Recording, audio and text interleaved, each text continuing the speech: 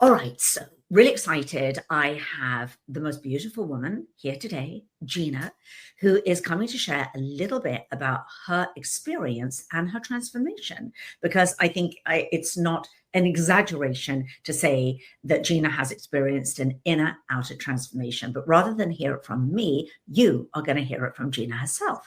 So Gina, I'm going to start with the first question of how did you feel 4 or 5 months ago? To be honest, I was disgusted with my body. To be honest, I had gained 40 pounds in a year, and I was developing this apron belly, the menopausal weight, and it was not just a regular belly. And I was experiencing all the symptoms that you had mentioned. I was, exhausted. I had no energy. I bloated all the time, achy joints. I had no spark. And I was pretty much drinking wine every night just to numb my feelings about how bad I felt and looked. And I would look in the mirror and I would say, what happened to you? And so because I drank wine, I couldn't sleep.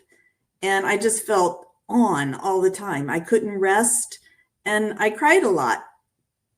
I remember very well that conversation that we very first had. And it's so heartbreaking to actually hear it even now that you cried a lot, because now I know you and I've gotten to know you and I've gotten to know the extraordinary woman that you are. It's heartbreaking and heartening to see what has changed so rapidly in such a short amount of time. So let's actually go there. So what I'm going to just go straight in, Gina. What has changed in 4 months for you? Let's just talk about those results. The apron belly I lost 3.5 inches of it. And goodness, I feel amazing. I feel as though I could conquer the world. I eat well. I no longer even crave wine or the food that I used to eat. I'm working on my mindset. And that is probably the most important piece in losing weight, because I had tried other diets that were diet and exercise. And I even did the HCG protocol. I took the hormone and ate 500 to 800 calories a day. I lost 50 pounds. I look good, but only in my clothes. I didn't look good. I wasn't healthy. I didn't look good. I didn't glow. And then, who lives on 500 to 800 calories a day? You can't maintain that. I did nutrition programs where, like I said, diet and exercise, where you track macros and you exercise, but to be honest, I didn't have any energy to want to exercise. So that kind of didn't work. And so my last resort was, okay, Ozempic's out there. Let's look at that. I talked to my physician about that, and I realized, Gina, if you do that, you're going to lose the weight. Yes. But you're not going to be able to maintain it. You're not going to be one of those women that you really want to be. And that's, someone who walks in a room and lights up the room, someone who has a good mindset, someone who's happy, someone who has a great outlook. And I just knew that that was not the way to go. That's so interesting, because nowadays, Gina, I was having my hair done the other day, and my hairstylist said, Sophie, everybody is taking Ozempic that I know. And she said, from her point of view of doing women's hair, she said she felt that it was very upsetting, because she said their hair's falling out, because they're just not healthy, which is the last thing that we want, and many other symptoms. But I think the thing that you said was so beautiful and deep and smart, that it's just like, you can do that, and yes, there's a certain amount of weight you're going to lose being medicated. But what you wanted, and what I heard you just say, Gina, was that you wanted something, A, that was going to be sustainable and last for life for you, something that was yours, that nobody could take away. And more importantly, something that aligns with who you are deep down. And I just love that you said it's for you, you wanted to walk in a room and feel that, you know, you light up the room and you're glowing and you're radiant, but it comes from a deeper place. And that is something that we all know that medications or anything can't buy that.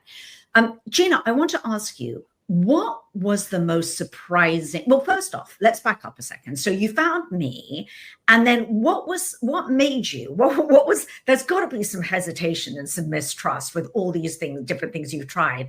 So what was the reason? Was it your heart? Was it something I said? What was it that made you take the plunge and go, I'm going to do this? Yeah, there were 4 specific things. I remember you talking about the orange tree, and you had said that you can give it food and water, but that doesn't make the orange tree blossom. What you need is you need to, you know, till the soil, you need to break up the weeds, you need to prune it. So I knew that diet and exercise was the food and the water, but the other pieces of it wasn't going to come it wasn't going to come if I went with another program. And so the second thing you did is you asked me to visualize who I really wanted to be, my future desired self. And I had known an earlier version of me that I wanted to recapture, you know. But really what did it was when you talked about the 5 pillars of health, you talked about nutrition and exercise, but then you went beyond that and you talked about, you know, sleep and rest and the importance of that, and stress management, basically, you know, kind of how to do emotional regulation, pretty much, you know, growth mindset versus a fixed mindset. And then you added a positive social, you know, connection. And those were the things that I needed. In addition to the diet and exercise, I kind of knew what to do to lose weight with diet and exercise, but I was missing the other pieces.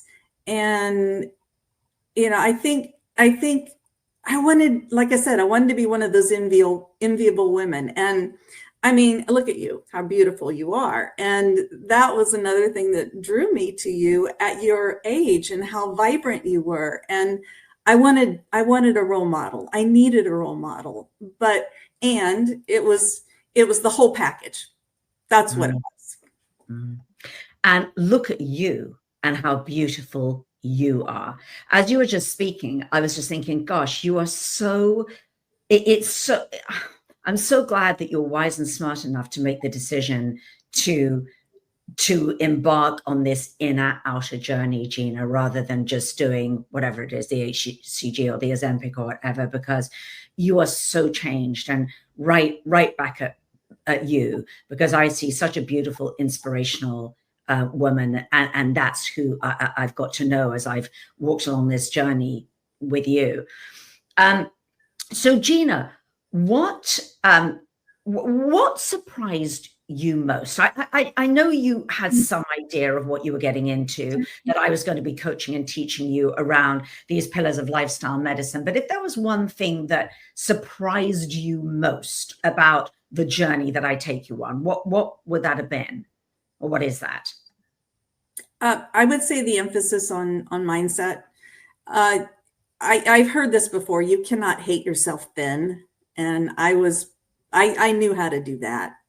But, you know, mindset is such a vital part of a healing journey. And my mindset was pretty much in the trash. The way I talked to myself, I wasn't kind. My conversations with myself are pretty brutal. And, you know, to the point that I had broken my own spirit. Oh, my goodness. That's just yes, it is heartbreaking when we have years and years of doing that. And as you've learned these narratives, Gina, and the stories that we tell ourselves and the lies that we tell ourselves, which come to light, there's a big spotlight on them, isn't there, along this journey? And it's just extraordinary, powerful, and life-changing when that's the piece for me over and over and over again that changes everything.